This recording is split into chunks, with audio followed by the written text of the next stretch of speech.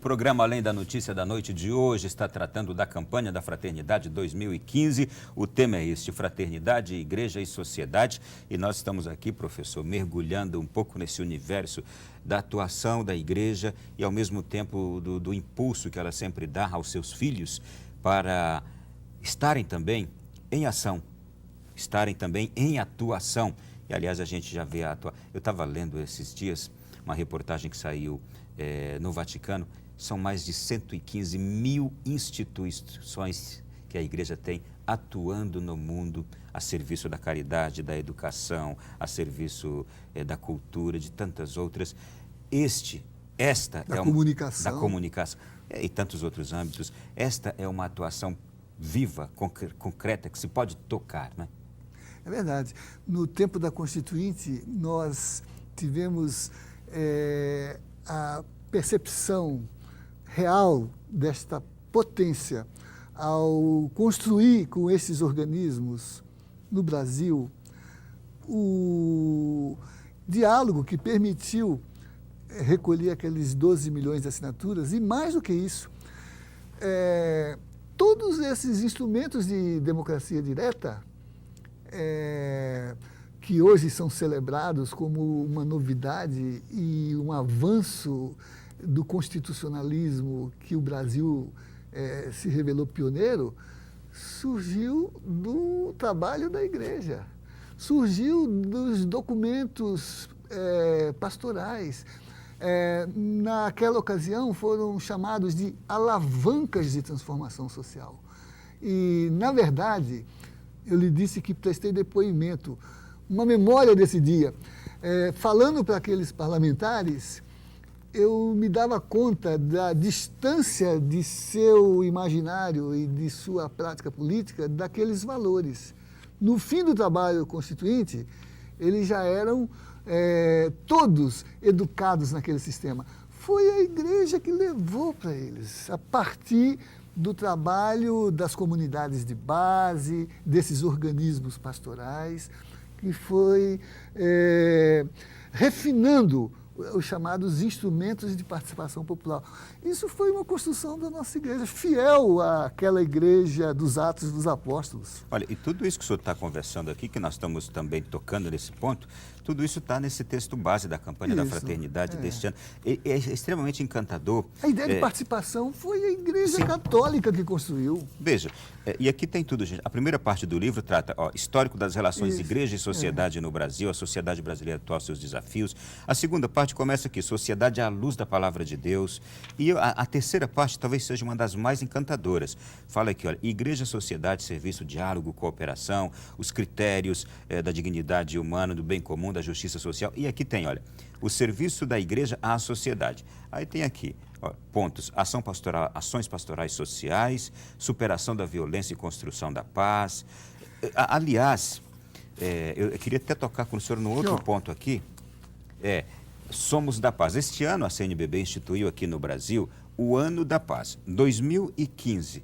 Numa sociedade extremamente angustiada que nós temos, por causa das suas insatisfações e angústias, se torna violenta e com a sua violência oferece os piores índices sociais de destruição da vida humana e de tantas outras coisas, é necessário que se, de fato, forme as pessoas para a cultura da paz. Exatamente, porque a paz se constrói.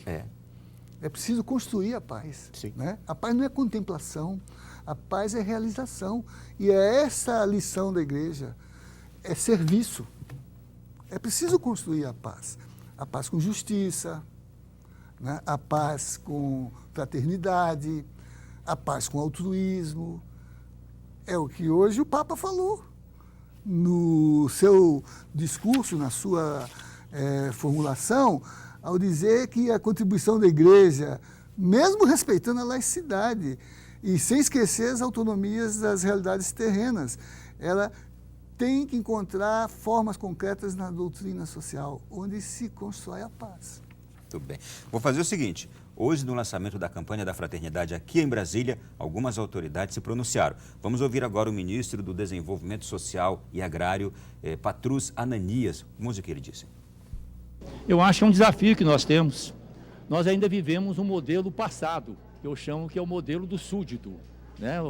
Nós vivemos experiências históricas, né? O autoritarismo, né? Hoje nós estamos construindo um novo modelo, que eu espero que a gente vá avançando, que é o modelo da participação popular, onde as pessoas exercem efetivamente o seu poder. Nós sabemos que a nossa Constituição diz, né? Todo poder tem origem no povo. E é preciso que no dia a dia esse poder popular efetivamente se traduza com o exercício da cidadania e com a efetiva fiscalização e acompanhamento das atividades públicas.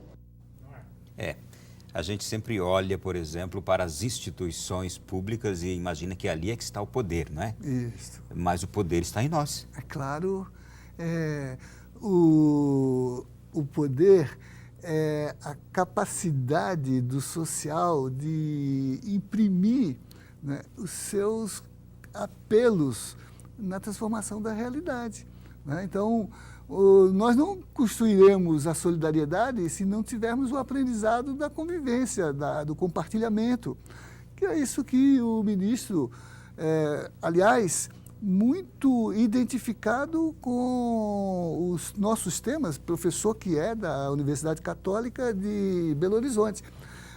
Mas veja o que ele disse, na medida em que a gente tenha consciência da dignidade do exercício da cidadania e não a submissão do vassalo, do súdito.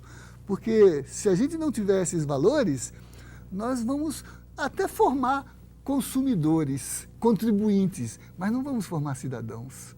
Não vamos formar empoderamento para realizar valores. O senhor sabe que esse tema, igreja e sociedade, que nós estamos aqui conversando, ele me remete muito à atividade, à atuação paroquial que nós temos. Por exemplo, quando a gente quer fazer uma feijoada, um dá os miúdos, outro dá o feijão, outro doa isto aqui, outro consegue a doação daquele ingrediente A, B e C, outro consegue o refrigerante.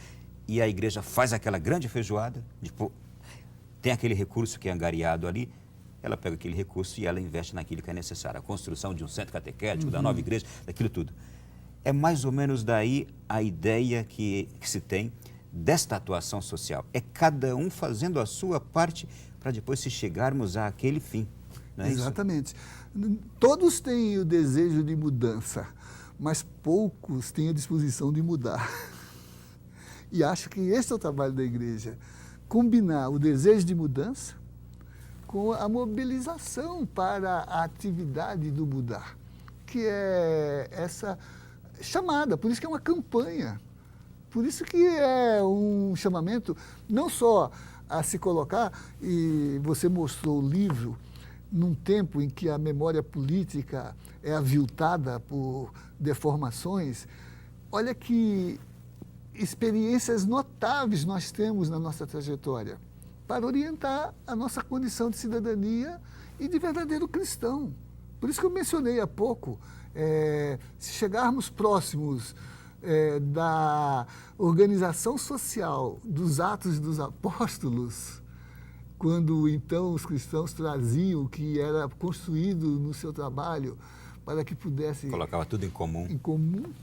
Nós vamos ouvir agora a pastora Romi Márcia Benke, representante das igrejas cristãs, que estava hoje também no lançamento da campanha da fraternidade. Olha, de forma prática, eu acho que essa campanha da fraternidade propõe muitas questões. Uma delas, a que foi destacado na mesa, é o debate da reforma política, que é um debate que precisa ser assumido por todos e todas nós, independentemente da pertença religiosa, porque toca em questões essenciais, como, por exemplo, o financiamento privado de campanha.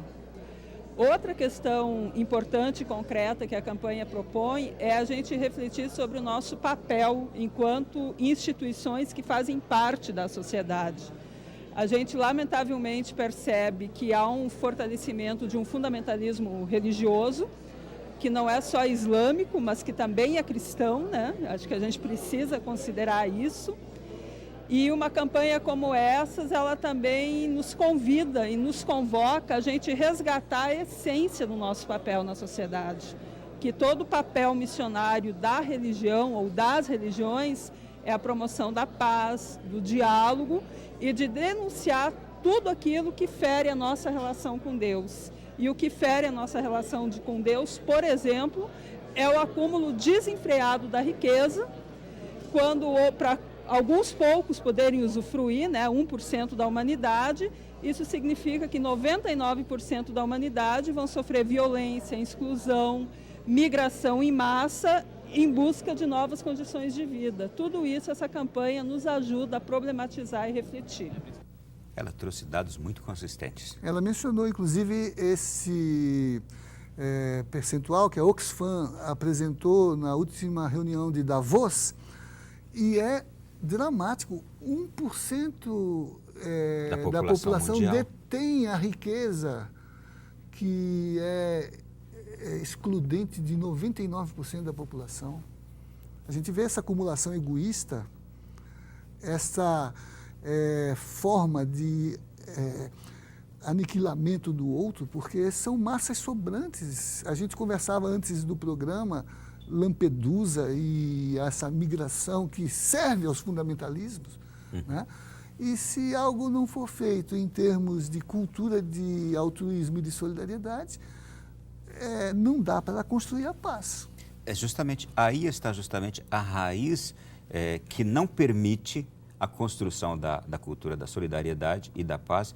Pelo contrário, temos hoje uma cultura egoísta e violenta. E escapista. Escapa no hedonismo, no consumo de drogas como uma espécie de ilusão de bem-estar, pelo menos no plano do simbólico, né?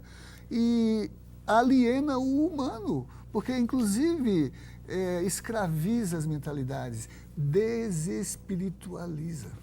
Muito bem. Dá para a gente ouvir aí o último depoimento, que é do presidente da OAB, o Marcos Vinícius Furtado, também falando sobre o tema da campanha da fraternidade deste ano? A campanha da fraternidade traz essa necessidade da igreja se aproximar da sociedade e contribuir com mudanças importantes. E a população brasileira exige uma reforma política que venha a ampliar a igualdade de participação de todos nas disputas eleitorais. Não queremos um sistema político em que o financiamento de campanha ou o fato de alguns candidatos amealharem mais recursos financeiros ser um fator decisivo sobre quem serão os eleitos. Isso está no germe dos grandes desvios de conduta e também dos desvios de representatividade do sistema eleitoral brasileiro. Portanto, a OAB e a CNBB, junto com outras 100 entidades da sociedade civil, estamos aliadas nessa defesa de uma reforma política democrática que exclua o poder excessivo do dinheiro nas campanhas eleitorais. Há uma visão e há ali uma constatação de que a reforma política ela será, de fato, o ponto de partida para nós extinguirmos estas desigualdades todas. Com certeza. Os depoimentos são unânimes e convergentes, o que mostra que o núcleo da campanha é forte neste pressuposto político. Mas nós vimos na observação... Forte e quer ir à raiz. Isso, mas nós vimos na observação tanto de Dom Leonardo quanto da reverenda Romy, que se não fizermos essa ação ligada aos fundamentos éticos, Sim. que a campanha pede que nós trabalhemos nas paróquias, nós não saberemos distinguir as nossas propostas das dos demais, porque elas vão se aproximar no intuito de obter apoio de voto, de voto parlamentar, né? Então é preciso que a gente estude bem o documento, se mobilize, cumpra o dever que é este de participar, se engajando na exigência da transformação política, exatamente para fortalecer a nossa condição ética inscrita nessa lição que a trajetória evangélica da nossa formação cristã nos permitiu desenvolver como horizonte de dignidade e de valores, né? Professor, um programa é pouco para a gente continuar falando desse tema aqui. Eu quero agradecer ao senhor que veio aqui esta noite para conversarmos sobre o assunto. Parabenizar pelo aniversário de casamento? Não, da minha esposa. Da esposa. Qual o nome dela? É Nair. Um abraço para a dona Nair, que nos liberou aqui, o esposo. Pois é, eu a deixei celebrando, mas é o que eu disse, o dever do cristão é este, não é? Se chamar, como você que me chamou, e foi estudar, foi trabalhar o documento, não faz perguntas aleatórias, estudou o documento. E aí podemos conversar em bom tom. Bom testemunho. Dona Nair, nos perdoe. Mas vamos lá. Olha, gente, vale a pena adquirir o livro base da campanha da fraternidade e entre no site do MCCE, mcce.com.br. Lá você vai encontrar a proposta de reforma política aqui tão enfatizada e entre também no site da CNBB, verá artigos diversos sobre esta campanha da fraternidade, o site da Canção Nova também, você vai encontrar tudo isso. Obrigado a você que esteve conosco até este presente momento. Boa quaresma, está começando também a quaresma, boa campanha da fraternidade para conversarmos bastante sobre ela. Professor, boa noite, obrigado. Obrigado, Ronaldo, e um cumprimento muito especial aos telespectadores. Foi um prazer recebê-lo. Obrigado. Fique com Deus, boa noite, bom sono, até a próxima quarta com mais um Além da Notícia aqui direto de Brasília. Até lá.